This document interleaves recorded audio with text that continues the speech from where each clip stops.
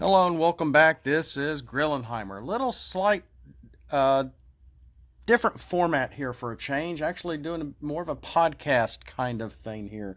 And I am going to put this on YouTube, and this is going to be my review for Transformers Earthrise, the Netflix show for season 2 of their Transformers trilogy. Now, before we can talk a little about Earthrise, I'm on my computer, so you maybe hear me clicking and typing here a little bit. That we have to talk about Siege for a second, and I liked Siege. It was okay. I remember the month that came out was also this about the same time that the card game was unfortunately canceled, and a lot of people, including me, were just devastated when that happened. So, we're cautiously excited for it. We watched it.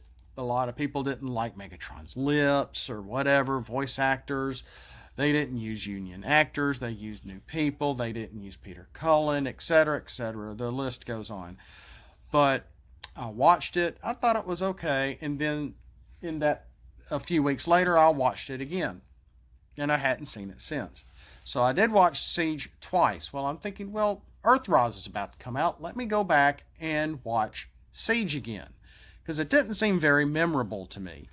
I remembered a few key elements that I kind of liked, but it just didn't seem very memorable for a Transformer show, even though it was a lot better than the Combiner Wars trilogy that they put out, a lot better than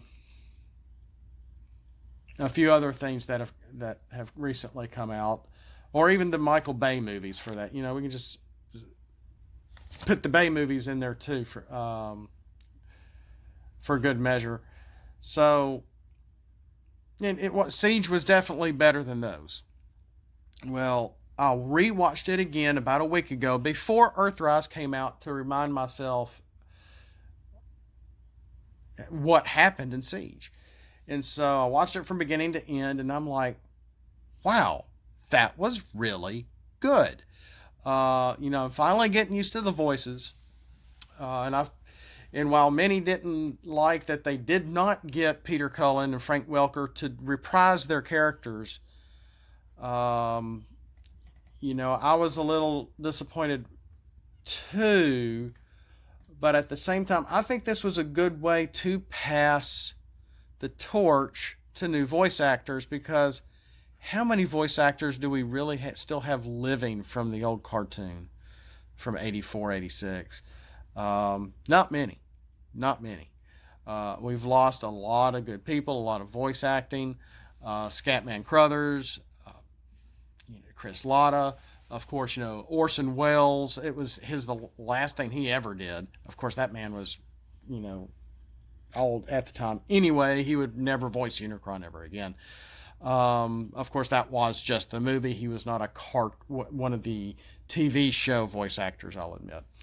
But so I think this was the best way to have a passing of the torch, kind of, for the voice acting.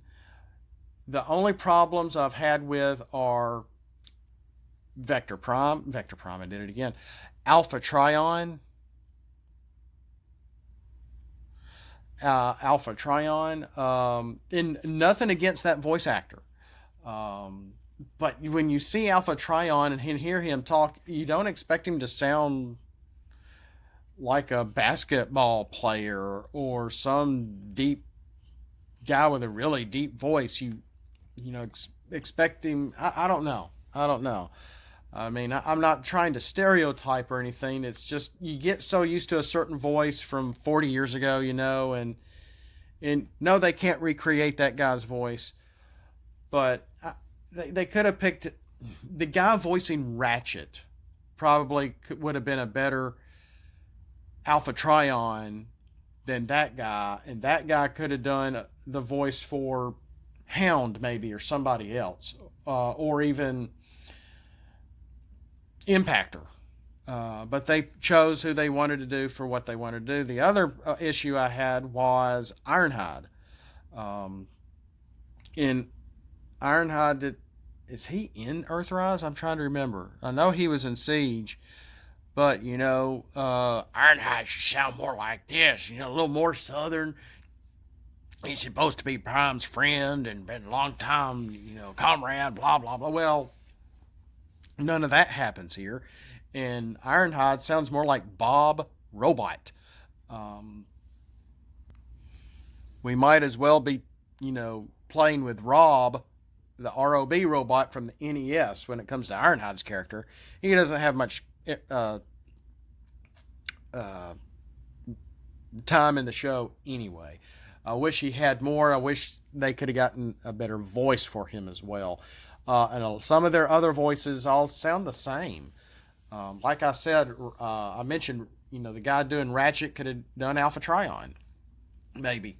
But the voice of Ratchet just doesn't seem like the voice of Ratchet. And yeah, they used about 3 different voice actors for the original G1 Ratchet. It wasn't always the same guy. But some of their voices just seem not very memorable. Not going with all the characters. Wheeljack does a pretty good job. Red Alert is fine. All the female bots are perfectly fine. Optimus Prime. One more little negative comment here. And the guy does a good Prime. He's trying to be Peter Cullen. He's trying to fill in the voice. But when he gets mad and yells or whatever, it just sounds like the voice actor yelling. He's out of character. He doesn't sound like Optimus. And it's just like, okay, just sit be Prime and just raise your voice a little bit. You don't need to, they're robots. They're probably half radioing each other at the same time they're speaking. There's no need to, destroy your voice that dramatically. Unless that's what they're just asking for. I don't know. But he just seems very out of character, not just for the character of Optimus, but it sounds like we're hearing more of the voice actor's actual voice and less of Prime's when he gets mad or excited or whatever, raising his voice. He's like screaming, and I'm just like, why are they doing that? So there's that. And the third time I watched Siege last week, I really, really liked it. I really enjoyed Siege. And I'm thinking, okay, now I'm ready for Earthrise. So I watched Earthrise. They did something right. Let me tell you. Some people have had mixed reviews on Earthrise. I understand all the various opinions that I've been hearing. I will say the first 2 episodes are a little slow. But they had me hook, line, and sinker with Earthrise. I could not stop watching it. Voice actors aside, some personality quips aside, I couldn't stop watching the show. They did something right. That there's more action in Earthrise. There's a lot more. We're getting more of the plot opening up. A lot more different locales are popping up. Their trip through space isn't just, oh no, asteroids, we're being boarded, oh, we're crashing on Earth. It's more of an adventure than that. And I really enjoy that too. What they've done is they're really bringing all the lore together and putting it in one big bow on Netflix. I think I'm actually liking it. And now through about, over 12 episodes or so of hearing these guys doing these characters, we're getting a little more used to it. Megatron's lips, that never bothered me. I thought the memes and the pictures and everybody talking about it was funny. But the look, the aesthetic, hasn't really bothered me that much. So I don't have an issue with Megatron's big lips. I didn't even notice it until people were joking about it last summer. Kind of funny. But, oh gosh. But there's a lot of neat characters show up, and spoiler alert. And I put this on my title too. Scorponok shows up. Listen, he's acts like Rampage from Beast Wars. Listen really closely to what Scorponok is mumbling, because it is basically, it sounds like the Headmaster story from the Marvel Comics. I believe he's already a Headmaster. And then Bumblebee figures out where his weakness is, because it's taking the Autobots and Decepticons to take down Scorponok. I don't think we've seen the last of him. There was an explosion, something happens, but I don't think we've seen the last of Scorponok. So I'm real excited there, but I really think he was already a Headmaster. We just didn't see his head come off. And he did not like them all being there. And there's a few parts, including what, at least, that almost looked so good, it looked hand-drawn. And I don't know if we were seeing Nebulon or Nebulos or not. On the other side, when, oh gosh, I don't want to spoil too much. I mean, I've already said spoiler alert. But there's just a lot of neat tributes to so much of the Transformer lore and the history here that they put in Netflix that just fits. So I'm really excited to see where they're going to go with this. We do get a neat little treat for the coming of Kingdom at the very end of Earthrise. And there's at one point, it seems like we're watching the Transformer 86 movie come to life in wonderful 3D. And I'm like, whoa. And I had to watch it a few times to understand what in the world was happening. And I think I understand what they were trying to do, because it was almost jarring. I almost didn't know what in the world was going on. But when they go through a rift, and I'm trying to remember where the rift came from. I think I remember where it came from, but I'm trying not to spoil too many plot elements. But he's in the trailer. Galvatron is in the trailer talking with Megatron. That happens. But Galvatron is not a main character. And I believe it may even be voiced by the same actor doing Megatron, who I really wish he sounded a little more like this. But he doesn't. He sounds more like a dying alligator or something. I don't know. I mean, you can make the monster, but you don't have to make the monster sound like Frankenstein. But that's just, or Godzilla, that's just me. I don't know why Megatrons nowadays always have to have a low bassy voice. But anyway, that's just my opinion. But the point is that something happens. Galvatron does show up. There is a slight Unicron reference, and we're taking a lot of the heat or plot elements off the Allspark and a little more on the Matrix now. So we do get to see the Matrix, and I need to see. I've been watching Earthrise a second time, and because of my schedule, I haven't had the chance to finish it again. But like I said, the day it came out, I saw the whole thing, beginning to end, and while I'm supposed to be working, and I just couldn't stop watching it. So, like I said, they did do something right, and so we're seeing Megatron turn into the villain. We see the rift division between Shockwave and Megatron, which is good. It happened in the old cartoon as well.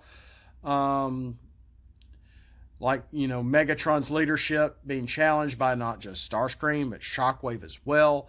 Megatron putting everybody in their place, while at the same time making decisions he doesn't want to make. So he's really turning into the villain he needs to be. Optimus Prime is not the leader he needs to be yet either, but he's going through that stage. Skylynx helps him with that too. Skylynx shows up. I was trying to find his voice actor on IMDb. It's just not there yet. Maybe it's there now, and maybe I need to recheck it again, but it sounds like David Kaye. I could be completely wrong.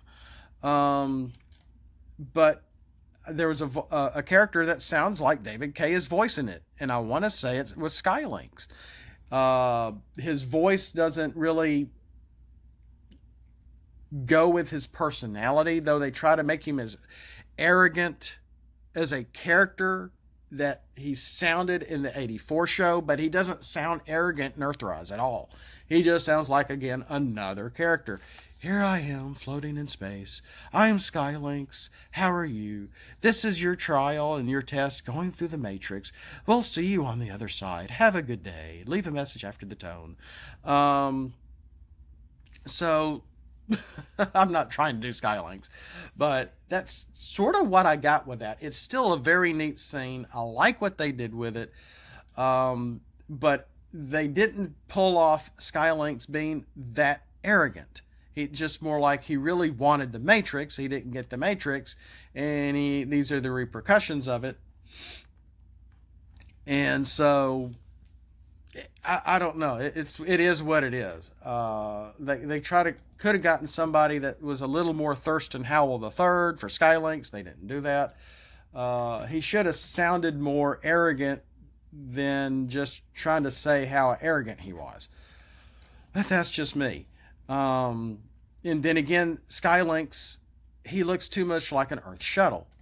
So that was my other kind of issue, is that he doesn't have a Cybertronian form. And I was a little disappointed in that. But of course, they already had the toy out. And so they're probably just so, well, we don't have the time to make another Cybertronian character. Let's just use what we got. And so I can see why they did that. I can understand that. But I really wish we could have seen a new Cybertronian form for Skylinks. I don't know. So there's that. But it's neat. He does show up. He does have a very important part in the role of Optimus turning into the leader he needs to be. They bring the Matrix into play. Very, very interesting stuff. And then they leave us with a really nice nugget of a cliffhanger. So I hope you like Beast Wars. Because if you haven't already seen the figures that are coming out for the Kingdom line, which if you're that much of a fan and you're listening to me now, it's not that much of a spoiler. But they do leave us with a really neat scene at the end there. And it's not much to it, but I'm excited. That I really liked Earthrise a lot better than Siege. A lot of people are not liking this trilogy. But I was very apprehensive with Siege. I thought Siege was okay. The more I've seen it, the more I've liked it. Earthrise, I have liked so much better than Siege. And I've repeated this over and over during this podcast, is that you need to watch it. The action is better.